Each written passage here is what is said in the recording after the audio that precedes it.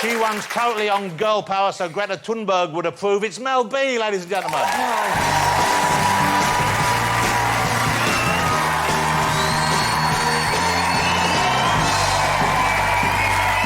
amazing. I'm good. It's great to see you. Lovely to see you too. Hey, congratulations on the big tour. How many people saw the Spice Girls live this year? Did you go and see the big tour? Huge tour. How was it on stage? Did it feel at all weird not having Victoria there, or did you not notice her not being on stage? We noticed. We had to re-sing her lines. Yeah. You know, it was strange not having her there, but also we're all very respectful of the fact that she said from the very beginning that she wasn't going to tour again. Yeah. And she had, you know, her kids to look after and her fashion line, so we just ploughed on without her, and we made the most of it, and we thoroughly enjoyed it. Did she come and see you live? Was she in the audience any night or backstage? No. That's a bit weird, isn't it? Her mum and dad turned up to one of the shows, which is nice. That's even weirder. Is that even more weird? It is, isn't it? Did they turn up and think, oh, she's not here after all? I mean, was that... But was it like old times? It must have been with you and the girls together, was it? Because it was. You've had lots of ups and downs, and all of you had busy lives outside of it in the interim, but to be back on stage like that, it must have been nice. No, it was lovely. I mean, it was that lovely that I haven't even gone back to LA. I mean, I've been living in LA for 15 years. I came over for the rehearsals in May, and I literally haven't gone back. Yeah. I've just stayed here because I've had so much fun with the girls and the whole Spice Girls thing. So have you bought a house here? You're relocating here? No, I'm living with my mum. Wow. So back in Leeds? Back in Leeds, yeah. Well, she must love it. It must be lovely for her to have her grandkids under the same roof. Oh, yeah. Because we haven't really had contact, like, for about 10 years, because I was in a bit of a terrible marriage, and now I'm out of that, and now we're very, very close, and my sister just had a baby, so we're all kind of together as a family unit, and it feels really good. So you must be, compared to where you were in that period, what a great place you're in now. Yeah. You know, you're back together with the band and your friends, and then you've got your family, you're over here with your mum, and, and you're not in what was essentially an abusive relationship. Yeah, very much so. And so you I'm very lucky. You wrote about it in your book, I know that. And that, I mean, I saw you during that period.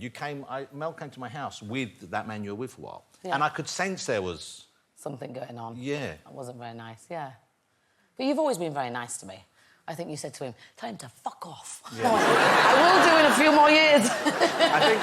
But I was wondering, because I know, you know, and I've known a few people who've been in relationships that weren't what we all wanted for them. And, of course, you never know what it's like on the inside. Yeah. But presumably, did the other girls, were they... Because when you came on the show last time, all of you, a couple of them said to me afterwards, yeah, none of us liked him. No, nobody ever did. Like, it's funny, because when you leave a certain relationship like that, it's, like, amazing the amount of people that come up to you and said, oh, I never liked him.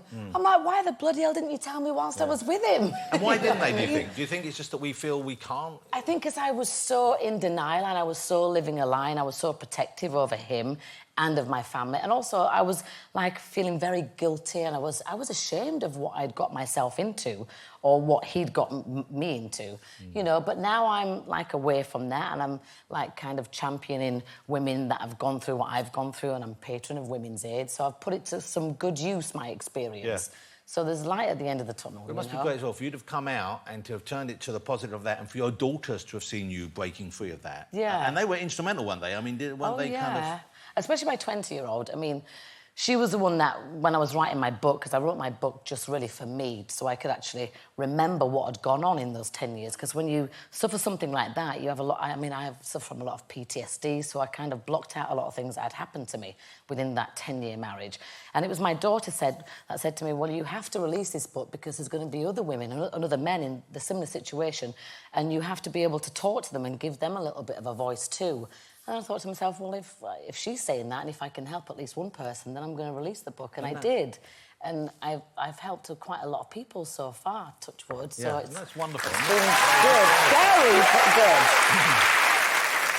Let me ask you about the revelation that you dropped just before announcing the tour, which surprised all about you and Jerry. Right? Well, you know I'm going to ask you this. I'm not going to ask you to go over the details, but when you announced this on Piers Morgan's show... I didn't announce it. I got cornered. And the thing is, I'm a very honest person, so I can't lie. OK. Well, then... Well, we'll have fun tonight, then. So, but he asked you, because he must have known, or someone must have tipped in the wink, and he said, and you said you had had a brief sexual relationship with Jerry. But then she seemed to react like, oh, why did you say this? She seemed quite horrified that you'd come out now. So I'm curious as to when you're on tour, Did you manage to put all that behind you? Is she still feeling a little bit sore that you came out and said that? I mean, where are you and I wouldn't Jerry use the now? word sore in that sentence, actually. Wow, OK.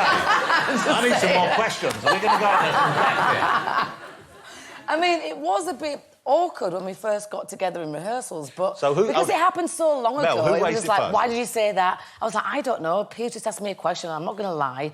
And she was like, why did you even bring that up? And it was one of those discussions, you know, like what you would have with your best friend, like, oh, stop it. So when you Shut have... your big mouth. When that happens, do the other girls kind of think, OK, we'll leave them to it, we'll go in the other room? I think they were all saying, don't mention me either.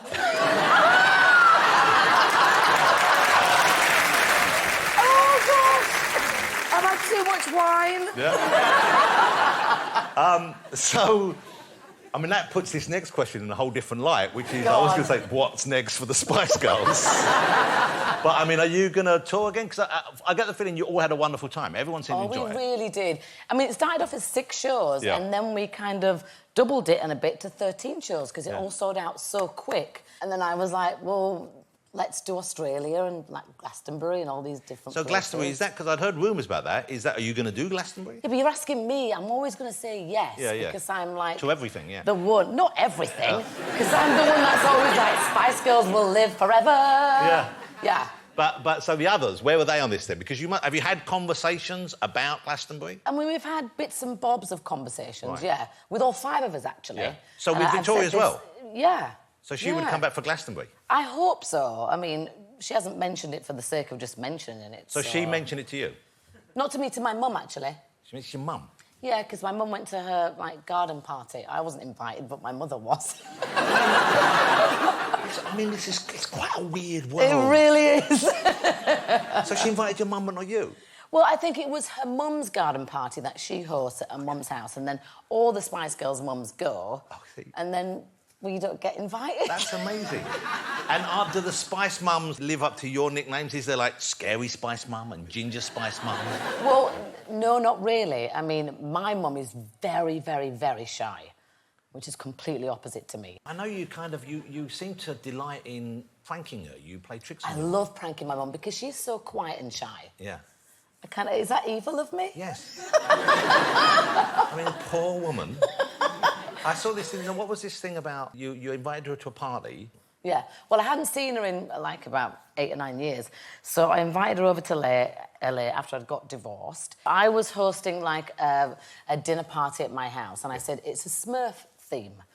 And my mum said, what's a Smurf theme? I said, you know, LA people do these dinner parties, very strange. I said, so we all have to dress up as a Smurf. And so she was like, oh, OK. So everybody arrived at my house, there's like 20 people, and then in what my mum dressed as a Smurf. OK, so... And she was the only one dressed as a Smurf. Mel gave us some pictures. I found that hilarious. I mean, so she was the only one in, not just Smurf, but the only one in fancy dress at all? The only one in fancy dress, OK, here she is. Have a look at this. Quite amazing. But I can't believe she actually fell for it. And, well, but you were persuasive, and she stayed the whole night like that. The whole night. We have a picture of them sitting at the table there. Gloves. Look at that. Look at her, she's the only one dressed as Smurf. They just thought, oh, is it like a Leeds Northern thing that she turns up to dinner parties like that? I said, no, I pulled a prank on her. Like, oh, you're cruel. But I thought it was hilarious. OK, so you're over here with your kids. Do they miss being in the States? No. They like it here? They really love it here. And do you prefer it here? Because one of the reasons why I never worked in the States was, number one, because they wouldn't have me, and number two is because I was worried about raising my kids over there. I wouldn't want to raise my kids over there. And, of course, you were with an American man for a while, so, of course, you were there. So, of course, you kind of had to be there. But were you ever thinking, OK, this is not the place I want to be for them? I mean, now I think that more so than ever. And it was actually my 12-year-old that said to me, why are we moving back to LA? Because she'd been here all summer. She went, all your family's here. The schools are much better here. I was like, yes, they are, actually. She went, let's just stay here. And she enrolled herself in school with the help of me, found a brilliant school in Leeds. Which one of your kids was this? Angel. So your kids are kind of schooling you... Exactly. Most of the time, it seems to me. I mean, they've really got level heads on their shoulders, haven't they? Kind of.